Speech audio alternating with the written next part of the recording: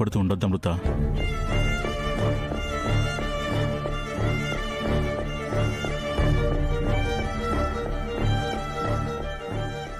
అక్క, వచ్చిన దగ్గర నుంచి ఈ ఇంట్లో మంచినీళ్లు కూడా తాగలేదు.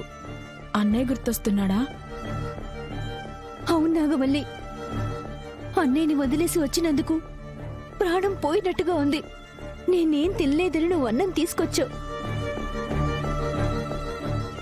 కానీ నేను ఆ ఇంట్లో అందరికీ అన్నం వండి పెట్టేదాన్ని. ఇప్పుడు ఎవరు వండి పెడతారో? అన్నయ్య, శ్రీవల్లక్క, కుముద చెల్లి అందరూ ఎలా ఉన్నారో ఏంటో.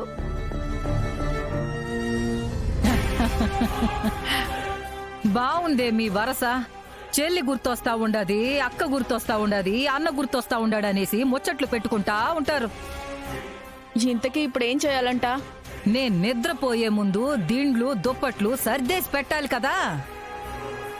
ఆ పనులన్నీ నువ్వే చేసుకోవచ్చు కదా. ఏంటేంటి, ఒక్కరు కాకపోతే ఇద్దరుండారు. నా పనులు మీరు చెయ్యకపోతే ఇంకెట్టా? ఏంటి పాపత్త, నీ పనులు నువ్వు చేసుకోలేవా? కాలో చెయ్యో లేదంటే సహాయం చేసేవాళ్ళేమో.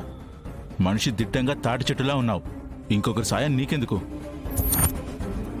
అక్క చెల్లెళ్ళు మాట్లాడుకుంటుంటే అసూయగా ఉందేమో. హే, వీళ్లే మాట్లాడుకుంటా ఉంటారు. అక్క చెల్లెళ్ళిద్దరూ దాపురించారు. ఇంట్లో వాళ్ళకి ఆ మాత్రం సేవలు చేయకపోతే ఎందుకంటా అన్నాను, అంతే. ఇక్కడికి దాపురించింది మేము కాదు పిన్ని,